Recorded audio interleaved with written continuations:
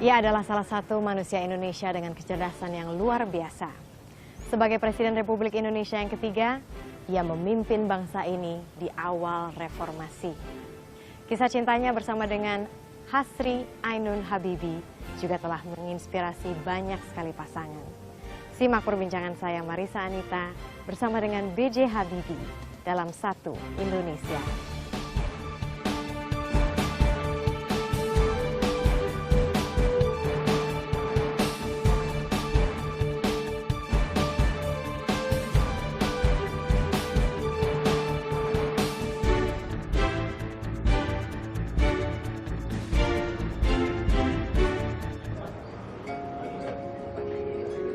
Halo. Selamat pagi Yang Habibie. Pagi. Saya Marisa. Apa kabar? Mana Marisa, baik ya? Baik, baik. Ya. Silakan. Siapa duduk sini? Nanti Marisa. Pak. Marisa, ayo, tur Marisa duduk sini. Ya. Iya, Eyang, apa kabarnya? Baik. Akhir ini. Ini ziarah ini memang selalu rutinitas setiap Jumat. Rutin, tiap Jumat. Nggak pernah absen sama sekali. Tidak Eyang? pernah. Oh, wow. Hari ini tanggal berapa toh? Sekarang tanggal, sebentar yang saya juga harus ngecek. 27. Tanggal 27. Jadi hari ini persis Ibu Ainun 57 bulan dan 5 hari yang lalu beliau di Jerman pindah memasuki dimensi dan keadaan baru. Jadi saya ke situ tiap hari tadi saya katakan Yasin, tahlil, doa khusus untuk ketentraman, dan setelah itu dari sini saya pergi ke orang tua saya, Oh, yang Tanah di Kusir. Mm-mm. Ibu saya lahir tanggal 10 November. Wow, oke. Ayah saya lahir tanggal 17 Agustus. Wow, You mean this? wow. Simbolik sekali, Eyang. Ya. Anaknya jadi presiden.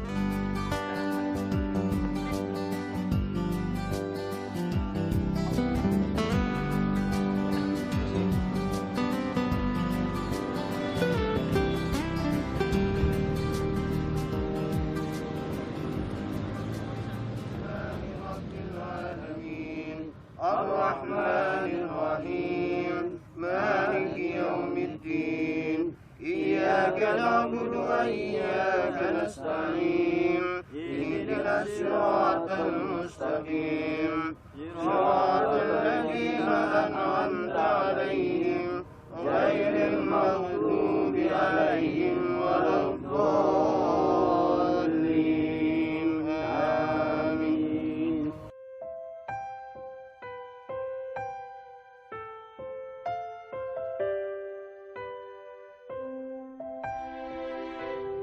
Ragamu Ainun di sini di Taman Pahlawan bersama para pahlawan bangsa lain.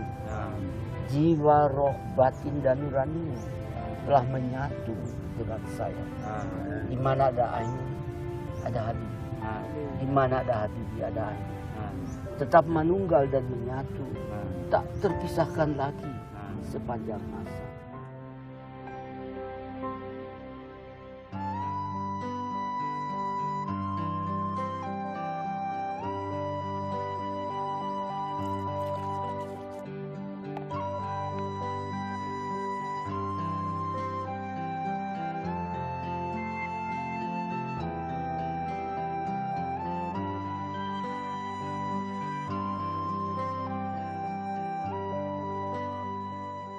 Makna Eyang Ainun untuk Eyang?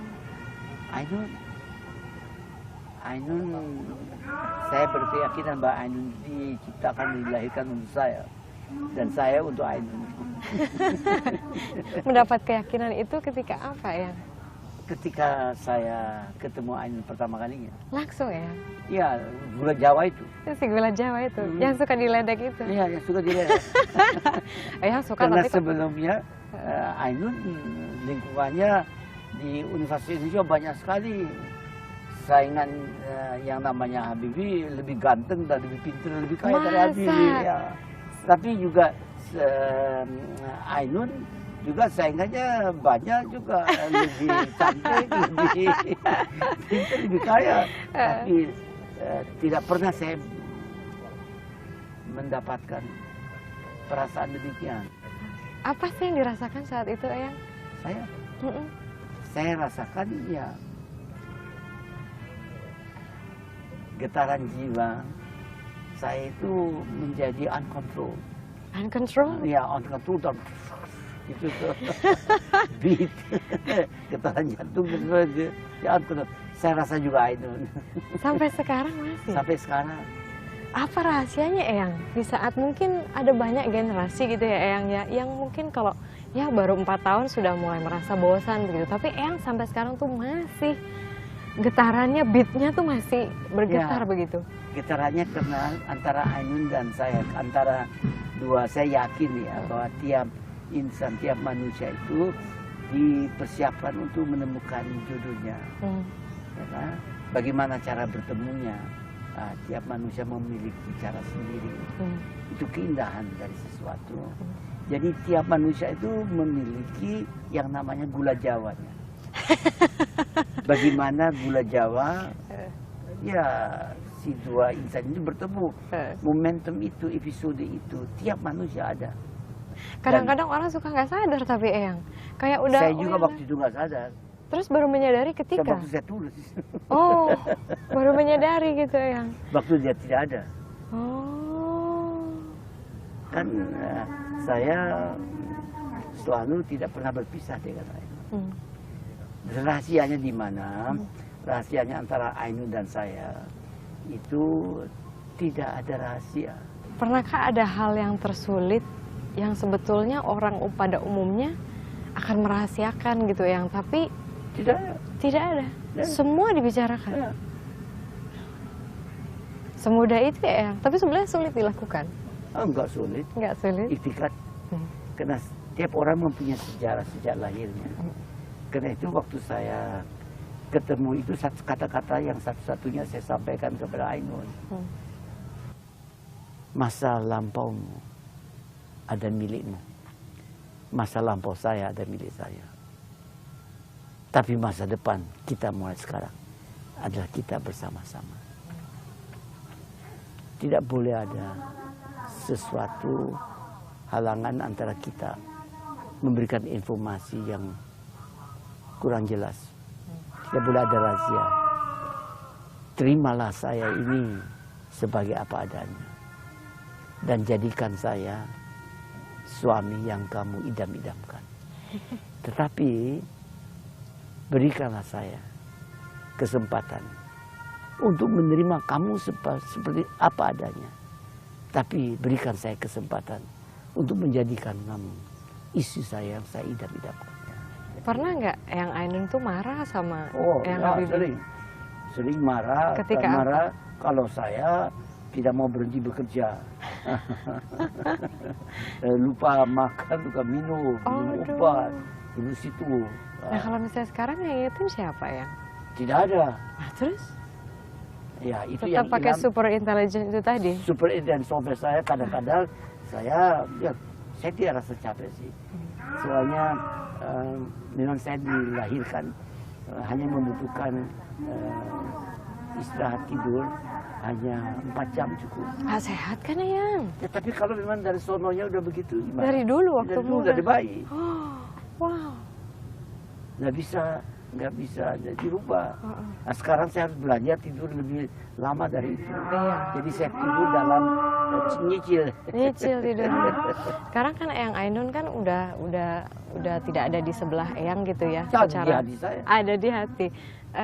Kalau berarti nggak ada rasa kehilangan sama sekali ya Eyang ya? Maksudnya yang incomplete gitu dari keseharian tuh nggak ada sama sekali ya? Tidak. Nggak ada. Tidak ada. Oh. Tidak ada. Karena saya yakin dia dengan saya. Saya yakin bahwa tiap orang memiliki super intelligent software yang saya katakan tadi itu.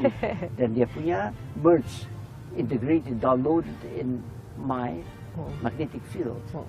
Saya juga tidak ngawur. Misalnya dia akan berontak. Kalau saya misalnya tidak datang, dan dia tidak tahu saya di mana, taunya ditemu saya di night club. Waduh. Begitu. Kalau begitu terjadi, Oh, iya, then she will be Really? mad. Ya.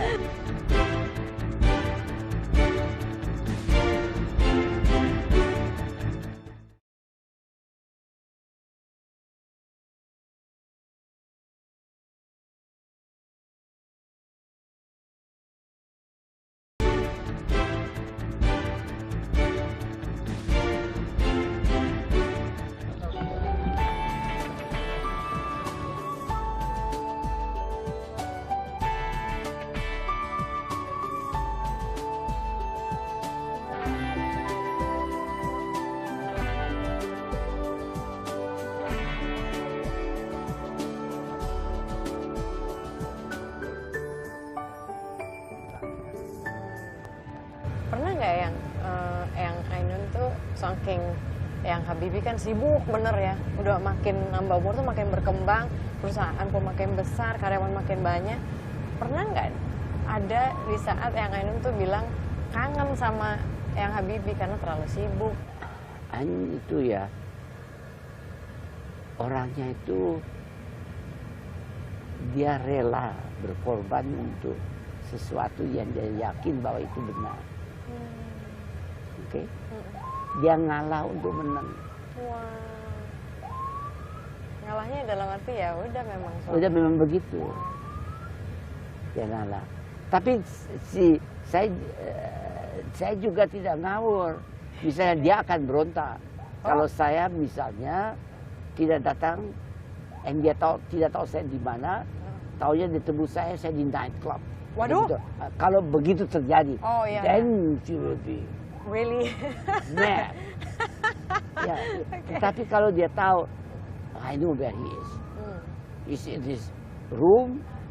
Waktu belum ada laptop, he's working with all his papers and making all his design and etc. Paling bata, I have to call him to check whether he has have his lunch. Caranya bagaimana? Iya. Dia kirim makanan untuk malam. Karena saya tidak pernah pulang. Tapi adakah sesuatu dari yang Ainun yang banyak orang nggak tahu, tapi padahal spesial banget? Yang Ainun itu tidak pernah marah. Oh iya? Marah sama orang sehingga dia menyakiti orang. Tidak pernah. Walaupun dia udah gondoknya setengah mati. Ya waktu saya baru nikah misalnya, dia mandiri selalu dapat uangnya sendiri. Dia kerja, jadi dokter, satu mati. She's very independent. Tiba-tiba dia tergantung saya. Dia nggak mau terima uang dari saya. Terus saya bilang, look, so I have not more than that. Kita punya sama-sama, kita bagi pekerjaan. Lama-lama dia terima. Jadi di awal menikah dia nggak mau terima uang dari yang Habibie? Pertama-tama dia tidak mau terima kecuali yang dibutuhkan.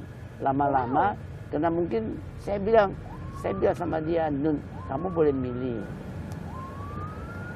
Atau kamu buat karir, cari duit. Saya jadi houseman. I care about it. Oh really? Terus dia bilang apa saat itu? Atau saya cari duit, itu tidak. Nggak usah jawab saya, kamu mikir aja deh. Tapi nggak bisa dua-dua. Sudah begitu. Silakan, saya ngalah. Oke? Dia mikir, kurang lebih berapa hari kemudian, gimana hasil pikirannya? The nature is memang anak itu dari rahim saya, bukan dari rahim kamu. Jadi dari saya kali besar, jadi dalam itu I care for the children, not you. Iya. Intellectual compatibility itu penting ya? Harus. Dalam marriage harus.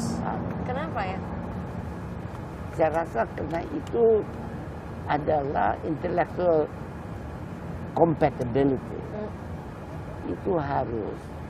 Karena itu yang bagian penting dari kehidupan.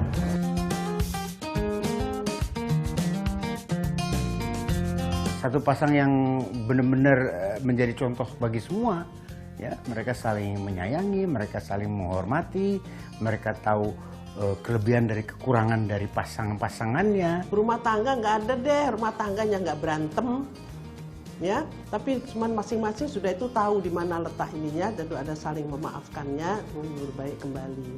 Ini juga begitu mereka. Jadi ada saatnya yang saya lihat bapaknya mengalah, ada saatnya ibunya yang mengalah.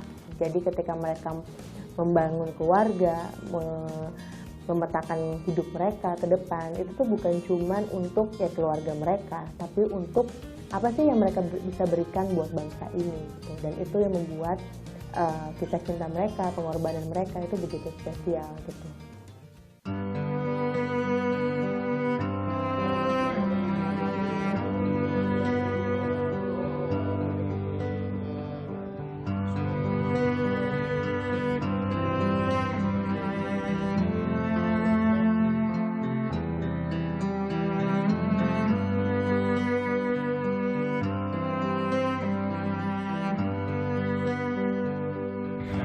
Eyang kan dibesarkan sama ibu karena nggak sempat lihat bapak gitu. Waktu masih kecil bapak udah nggak ada. Apa jasa terbesar ibu untuk Eyang? Jasa terbesar? Ya. Oh, menjadikan saya begini. Sehingga bisa dikembangkan oleh istri saya. Ibu saya kan melahirkan saya, terus memberikan proses pembudayaan. Dan proses pembudayaan itu, dan proses peningkatan kualitas beriman dan bertakwa kepada Tuhan Yang Maha Esa. Jadi saya itu yang pertama kali saya belajar bukan baca alfabet, tapi baca Al-Quran. Jadi saya dibesarkan oleh orang tua saya. Maksud itu saya masih hidup, ialah ngaji. Dan setelah itu diteruskan, lanjutkan oleh ibu saya. Ibu itu seperti apa dulu, Eyang? Ibu saya itu orang yang sangat berdisiplin. Dia dan sangat mungkin egaliter juga. Egaliter? Egaliter. Nah, egaliter dalam artinya dia tidak rasa minder, tapi dia rasa nggak hebat dari yang lain. Jadi, tapi dia tetap bagus. Orang bisa egaliter, tapi feodal. Kalau ibu saya masih termasuk yang golongan feodal. Habis dia punya proses pembudayaannya begitu oleh orang tuanya. Jadi ibu misalnya sebagai contoh, waktu saya di Makassar itu international school tidak terikat pada agama. Tapi waktu saya pindah ke Bandung itu agama Kristen atau Katolik. Saya ambil yang Kristen Museum karena di situ bergaul pada Kristen itu bukan hanya laki dengan pada laki, tapi bergaul laki dan wanita. Dan itu bagi saya biasa karena waktu saya sekolah di Makassar juga bergaul wanita dan laki-laki.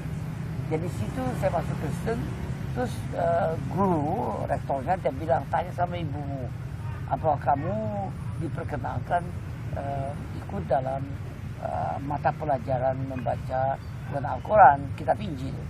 Kalau boleh kamu ikut, kalau tidak boleh, sewaktu anak-anak itu masuk belajar baca kitab Injil, kamu di perpustakaan baca buku mengenai fisika dan yang lain. Tapi itu harus tanda tangan si orang tuamu, jangan sampai kita masalah kan. Terus saya tanya sama ibu, ayah saya sudah tiada lagi. Bagaimana Bu? Ini saya SMA, waktu SMA kelas 1. Saya bagaimana? Kamu ikut aja. Itu, loh, bagaimana? Tidak punya soal. Kamu biar saja kamu bisa membedakan sendiri yang mana menurut penafsiranmu, keyakinanmu yang paling baik. Sepasang matamu dari balik jendela itu datang dari Jakarta. Itu saya nyanyi. Luar biasa. Langsung cek. Langsung keluar.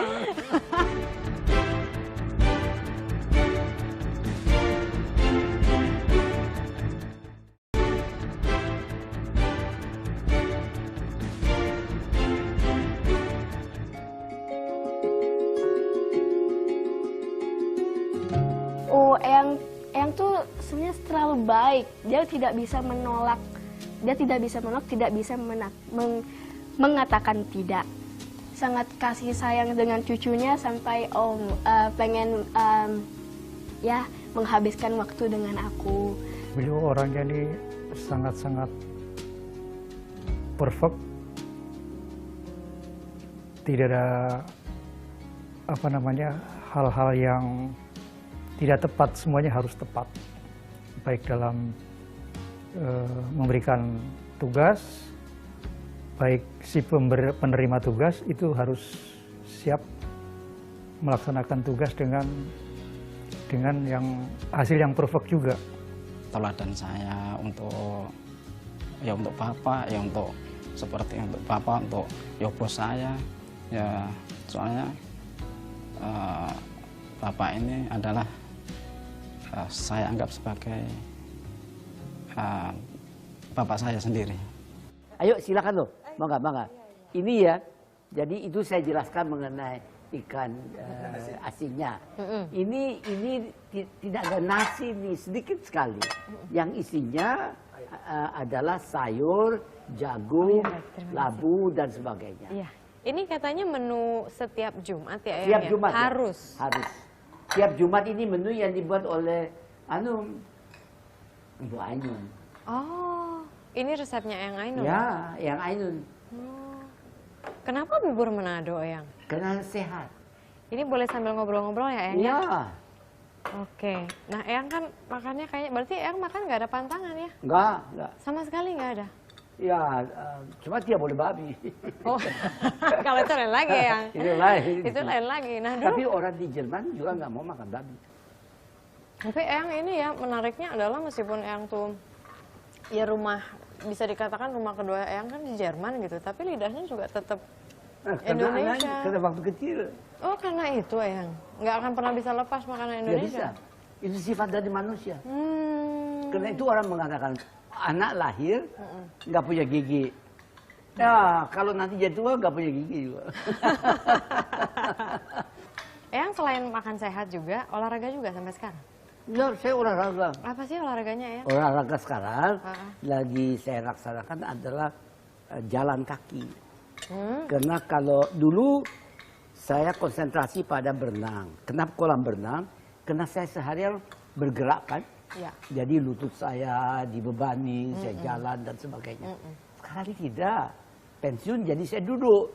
Dulu baca. Jadi tidak ada beban pada lutut, pada kaki. Karena saya duduk selalu. Ya. Dan kalau saya berenang kan horizontal. Ya. Tidak ada gravitasi. Nggak ada. Jadi cuma tentunya badannya sehat. Dan itu bodinya lumayan. Nah, jadi kalau saya konsentrasi hanya pada berenang, saya punya masalah nanti dengan lutut. Kalau saya mau berdiri sakit. Karena itu saya pakai lebih saya jalan. Jalan cepat. Kemarin saya jalan ya lumayan deh. Ada 7 km, 25 kali pulang pergi. Di sini aja di rumah gitu, di dari rumah. ujung ke ujung. Oh. Soalnya kalau saya jalan di luar, wah, rame ya? Rame. Banyak yang nyamperin. Iya itulah. Terus aku juga dengar Eyang tuh kan selain berinovasi di bidang aviasi, Eyang itu juga berinovasi di bidang makanan. Ya, jadi suka bikin-bikin mikir ini kalau misalnya dikombinasi ini gimana ya jadinya, rempang, terus apalagi ya Eyang ya, apa aja sih yang udah yang bikin waktu itu? Ceritanya saya suka makan rempeyek, tapi tiba-tiba dikatakan nggak boleh terlalu banyak kalori kacang. Iya, oke. Gimana ya caranya? Saya bilang ambil pisang, kacangnya berapa besar gini, potong-potong jadi sebesar kacang itu. Terus buat seperti rempeyek. Oh, ini? Nah, iya, buat seperti rempeyek. Dari rempeyek itu ya kelihatan seperti rempeyek kan, tapi isinya pisang. Itu good.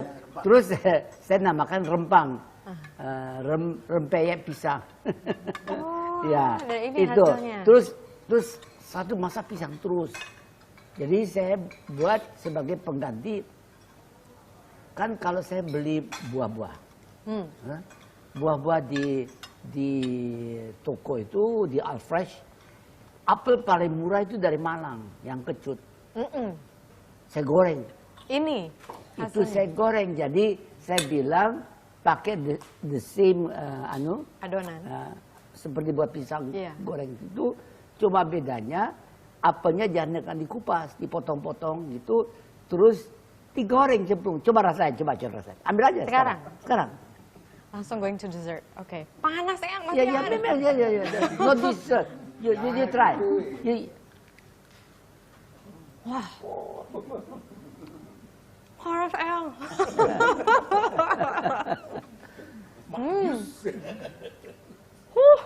Too hot, huh? Too hot, but it's okay. Kayak makan pisang goreng tapi seger. Ya, and that is apple. Ini idenya dari mana dulu Eyang? Hah? Idenya bagaimana mau membantu produksi dalam negeri supaya Serius, beli Eyang? dari itu? Iya serius. Ini nggak mau dipatenin aja Eyang? Jadi resepi by B.J. Habibie. Gitu. Boleh kalau itu resepi by B.J. Habibie untuk menjual lebih banyak boleh. Tapi kalau paten begitu kebangetan saya. Kebangetan ya. Karena saya bantu itu siapa namanya petaninya di Malang, orientasi yang menjual. Biar aja saya punya bagian dapat dia lebih banyak, keuntungan lebih banyak dia jual. That's nice. Ya. Nah, Eyang sampai sekarang tidurnya masih sedikit, 4 jam gitu. 4 jam. Tapi kalau siang hari nggak tidur? Kalau bisa saya suruh tidur. Tapi dia selalu bisa. Saya ini kan ada sini ya. Misalnya, yang kemarin lumayan saya tidur 4 jam dan 1 Eyang menit. tuh pakai app. Pakai ini. Oh, I see. Itu cara kerjanya gimana sih, Yang? Ini dia punya sensor di sini. Terus dia ukur gerakan saya, pulse dan sebagainya. Bagus itu, jauh. Oke.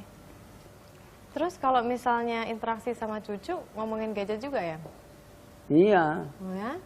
Eyang menarik banget sih. Maksudnya dalam arti gini, udah di umur Eyang yang sekarang tapi update banget gadgetnya gitu.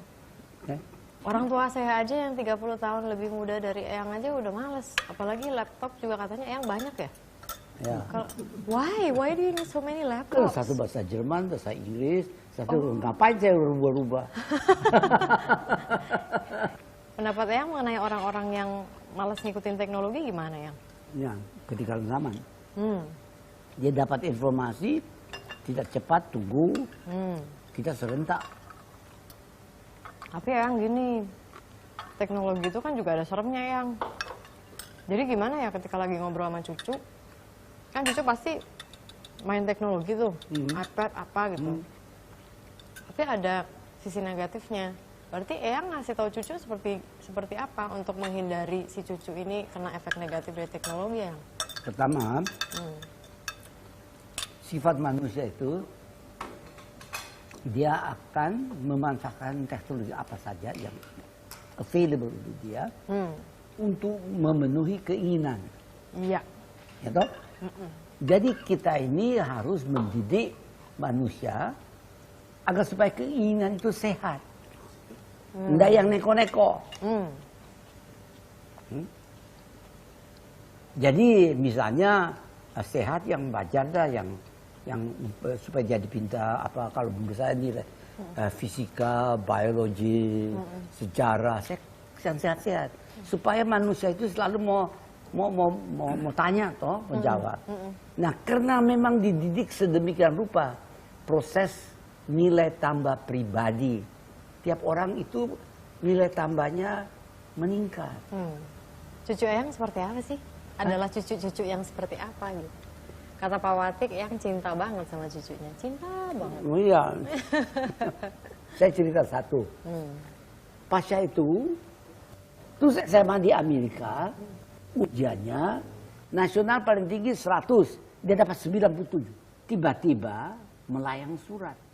Dia lamar sama 5 university untuk belajar aeronautics. Tapi yang menarik, dia harus putuskan yang mana. Dia ambil di mana Boeing, think tanknya Boeing. Semua orang-orang Boeing itu belajar di sekolah situ, di Chicago. Namanya Illinois Institute of Technology. Nah, dia dapat surat. Pasal selamat ya, karena performance Anda kami akan memberikan kepada Anda beasiswa. Padahal dia minta. Beasiswa not bad, 70.000 US dollar. Dia bilang, kami berikan sama kamu gitu. Tapi ada tambahan. Wow. Congratulations to become a member of the family of Nobel laureates and inventor.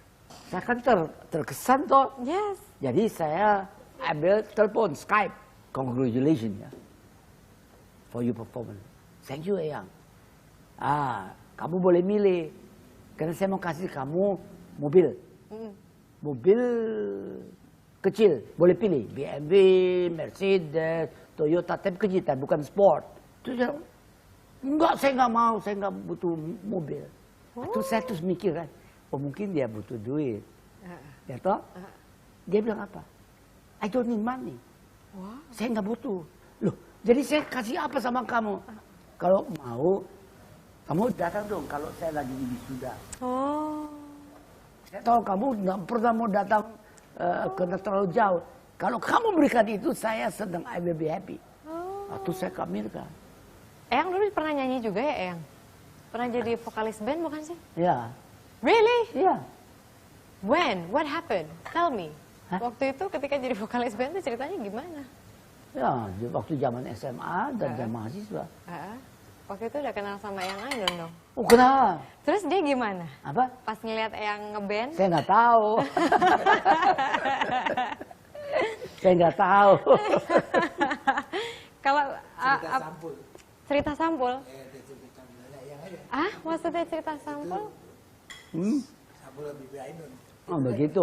Itu kan ada, lihat toh ada gambar Habibie dan Ainun di mana saya begini sampul begitu. Tahu toh? Iya. Itu.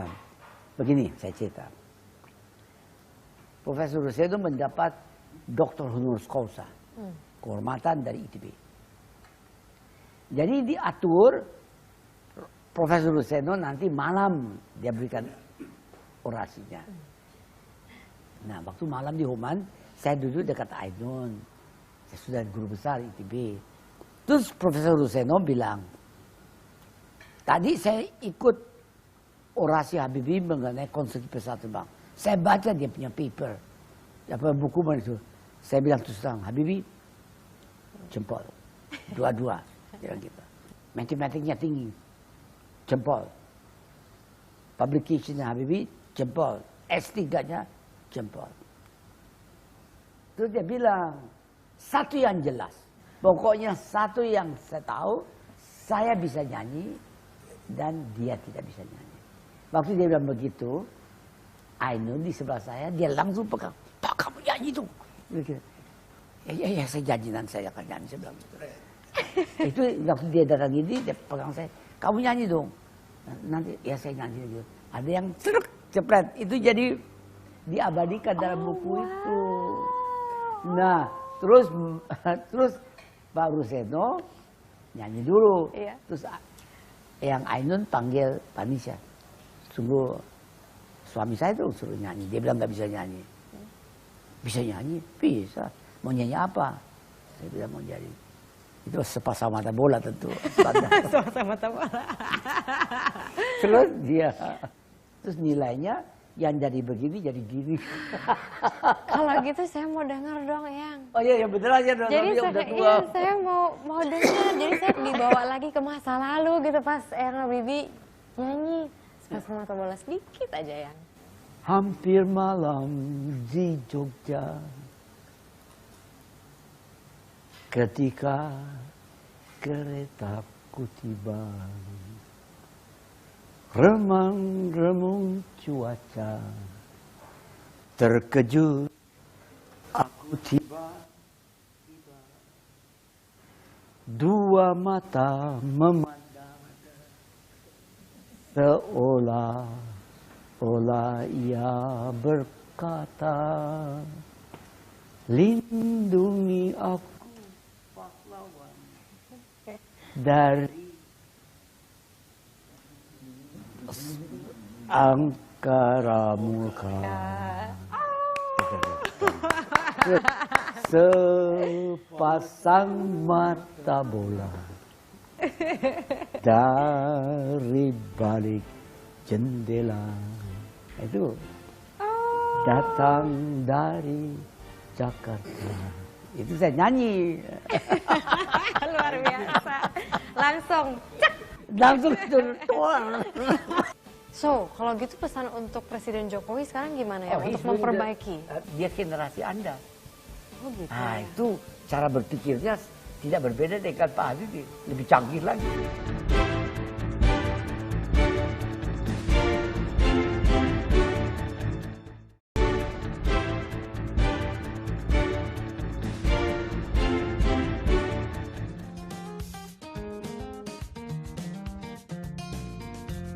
Jadi beliau begitulah, jadi sangat humanis, sangat telaten, dan sangat keras dalam mendidik anak-anak Indonesianya untuk jadi orang hebat. Dia nggak mau orang Indonesia itu tidak menjadi nomor satu, jadi dia selalu mendidik dengan keras. Beliau menggunakan alat untuk mencapai bangsa Indonesia unggul. Tentunya sesuai dengan bidang beliau, keahlian beliau, dan tidak melalui politik, tidak melalui misalnya bertempur atau apa, tapi melalui penguasaan teknologi. Menarik Pak Habibie itu, saya belum pernah lihat Pak Habibie itu berpikir yang pesimis. Selalu optimis, selalu melihat masa depan. Dan mungkin pelajaran bagi kita semua sekarang setelah beliau selesai sebagai Menteri Riset Teknologi, sebagai mantan presiden, beliau bisa menempatkan diri juga sebagai negarawan senior. Sahabat Indonesia masih menyapa Anda dengan Eyang B.J. Habibie. Kali ini lokasinya luar biasa sekali, yaitu di Perpustakaan Habibie dan Ainun. Eyang, seharian kan saya ngikutin Eyang nih dari tadi pagi. Terus saya notice itu selendang yang Eyang pakai di melingkar di leher Eyang itu tampaknya bukan selendang biasa gitu. Modelnya lebih feminin gitu. Ada cerita di balik itu? Ada. Ini ada selendang yang penghabisan dipakai oleh Eyang Ainun dan dia sering memakainya. Jadi saya kumpulkan yang selendangnya ada dua, ada yang pendek, ada yang panjang, dua warna putih, satu juga warna biru yang untuk panas, itu bukan selendang juga itu, dan sajadahnya di mana dia sholat. Dan pakaian sholatnya itu saya taruh di bawah bantal saya. Setiap hari ya? Ya, saya tidur begitu.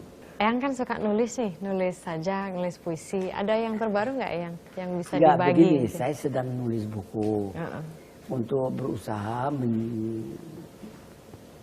mengetahui Ainun ini di mana. Karena saya berkeyakinan bahwa manusia itu terdiri dari hardware atau raga atau tubuhnya, dan satu terdiri dari super intelligent softwarenya, ialah jiwa, roh, batin, dan nurani. Ada yang terbaru? Ada. Kata-kata Ainun yang cocok dengan buku yang saya sedang tulis itu. Kamu kedinginannya. Saya tidak. Sendi-sendimu, ototmu sakit. Saya tidak. Saya tidak bertubuh namun selalu berada di hatimu. Tarikan nafasmu, denyutan jantungmu adalah saya.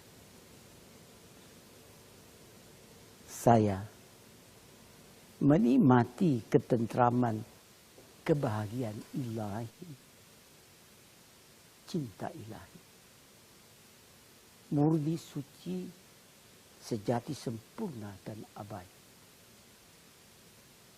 Semua itu saya peroleh dari doa dan kesetiaanmu sepanjang masa sampai akhirat. Luar biasa. Puisi terbarunya nanti akan ada di buku terbarunya. Ya, ada beberapa. Ada beberapa nanti. Ya. Oh, berarti pembaca bisa enjoy gitu. You will enjoy it. Absolutely. Di sini juga ada yang menarik nih, Eyang. Ini adalah pesawat R80. Ya. bahwa R80 ini adalah surprise untuk dunia. Ya. Maksudnya apa waktu itu? Ya paling canggih. Secanggih, lebih canggih dari N250. Mikir N250 itu terbang pertama, perdana, tahun 95. Ya. Dalam rangka memperingati 50 tahun Indonesia merdeka. Dan itu adalah hadiah ulang tahun dari generasi penerus. Saya mempunyai kebiasaan sejak saya nikah, selalu tanggal 11 Agustus jam 005. Saya datang kepada Ainun dan memberikan hadiah ulang tahun. Karena dia ulang tahun 11 Agustus. Dan itu surprise. 5 menit setelah jam 12 saya bilang, congratulations, Anda hari ulang tahun, hadiahmu 12 jam yang lalu mengudara. Adalah pesawat terbang N250. Saya bilang, itu hadiah.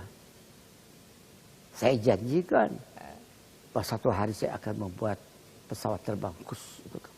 Nah, Eyang dulu kan sekolah, terus kerja juga di Jerman gitu. Orang Indonesia begitu ya. Tapi nasionalisme Eyang tuh begitu kuat. Apalagi ketika Eyang itu sempat sakit. Terus ketika Eyang sakit tuh Eyang sempat nulis kan. Sempat nulis. Nah, pada saat itu apa sih yang terjadi di benak Eyang hingga tiba-tiba seperti ada the shock of nationalism gitu loh. Masuk ke Eyang. Soal nasionalisme itu ada soal pembudayaan. Bahasa Inggris upbringing. Bahasa Belanda opvoeding. Bahasa Jerman Erziehung. Bahasa Indonesia pembudayaan. Itu ditentukan oleh orang tua, bapak dan ibunya. Dan lingkungan, keluarganya. Saya yakin lingkungan dan keluarga di bumi Indonesia itu lebih baik dari di lingkungan keluarga Habibie dan keluarga Besari waktu itu. Hei, masa dari situ tidak ada dia kalah dengan Habibie dan lain, akan lebih hebat. That means nothing. Jadi kita ini harus andalkan masa depan Indonesia pada keunggulan sumber daya manusia. Dan itu hanya bisa unggul kalau 3 syarat mutlak dipenuhi. Ialah budayanya, agamanya, dan pengertian dan penguasaan ilmu pengetahuan dan teknologi. 3 itu bisa bersinergi positif. Eyang melihat kondisi Indonesia sekarang tuh gimana? Kan Eyang kan udah mengalami dari zaman dulu. Saya sekarang itu lihat kondisinya lumayan. Karena kita memiliki generasi penerus yang sangat cara berpikirnya seperti Habibie sendiri. Oh ya? Jadi ya. Masa ya? Ya, saya lihat apakah itu di DPR maupun di pemerintahan eksekutif maupun di media. Saya kan perhatikan. Ya itu mikirnya kan situ cara mikirnya. Iya, saya cara pikir dari media sih Eyang. Jadi kayak ngeliatnya tuh yang tapi yang lain juga mulai. Tapi tentunya ada yang dirugikan cara berpikir kita kan. Yang dirugikan itu berusaha mencegah dengan cara-cara yang merugikan kita ini. Saya perlihatkan. Misalnya kalau saya lihat di TV reklame, semua mengenai rumah mewah. Atau buat ala pakai Paris, ada Eiffel Tower, ala itu 1001 macam dijual. Dan itu dia bilang, nggak usah bayar bunga, 0. Nggak ada down payment, 0. Anda boleh bayar 30 tahun. Bayar 1 bulan sekian juta saja. Yang lain 30 tahun. Wah, lumayan. Itu kata. Begitu. Dalam mata Eyang, itu rumah-rumah itu kan bukan pabrik. Itu proyek-proyek yang non-produktif. Dan itu kalau dia bilang 30 tahun, kamu boleh cicil. Anda kontrak 30 tahun lamanya yang kamu akan kerja. You work for him. Yes. And then money yang dia dapatkan itu Untuk proyek-proyek yang lain, dia kembangkan di luar negeri, di mana yang mana. You stay there. Dan kalau apa hasil produk, mana jam kerja untuk yang lain. Ya berapa persen yang bisa masuk ke rumahan tersebut. Saya tidak setuju cara begitu. Itu harus dirubah. So, kalau gitu pesan untuk Presiden Jokowi sekarang gimana ya? Oh, Untuk memperbaiki. Dia generasi Anda. Oh gitu. Nah, itu cara berpikirnya tidak berbeda dengan Pak Habibie, lebih canggih lagi. Tapi sekarang Pak Jokowi itu lagi digempur loh Eyang, maksudnya Iya, masyarakat tuh karena mulai... itu Anda juga harus bantu. Jangan mau digempur gitu. Karena yang gempur ada orang yang duit, yang nanti dirugikan dengan sikap-sikap demikian. Berarti ada nggak yang tips untuk Pak Jokowi biar nggak kalah ketika digempur Nggak. gitu ya? Pertama, Pak Jokowi kita harus sadar, tidak ada satu partai di bumi Indonesia atau dimanapun yang bisa disamakan dengan ketuanya atau pemilih partai. Tidak ada itu. Tidak bisa dikatakan Ibu Merkel ada pemilih dari CDU, CSU. Tidak benar. Karena rakyat itu memilih berdasarkan konsepnya dan itu kolektif. Dan resultante Merkel dipilih sebagai kanselier. Tapi yang koordinasi itu orang lain lagi. Nah, itu begitu partai. Tapi kalau presiden yang kita buat ini yang dipilih langsung, dia langsung diberikan mandat oleh rakyat. Jadi 50% dari rakyat memilih dia. Dan karena dia benar merakyat, juga mereka yang tidak memilih saya mau wakili kamu juga. Saya memperjuangkan keinginanmu. Sampaikan apa keinginanmu. Jadi nggak usah takut ya? Nggak ada alasan. Nggak pernah takut. Sebenarnya itu yang buat undang-undang itu yang membuka pintunya ke arah situ. Ada Eyang sendiri. Setuju. Baik, terima kasih banyak Eyang B.J. Habibie atas bincang-bincangnya. Terima kasih sudah memperbolehkan kami semua untuk gabung dan ikutin Eyang sejak pagi. Semoga akan ada kesempatan lain lagi untuk terus ngobrol sama Eyang. Iya. Dan Satu Indonesia seperti biasa akan menghadirkan tokoh-tokoh nasional yang luar biasa setiap minggunya. Saksikan terus Satu Indonesia setiap hari Minggu malam. Saya Marissa Anita undur diri. Sampai jumpa minggu depan. Sukses ya. Sama-sama. Luar biasa. That you want?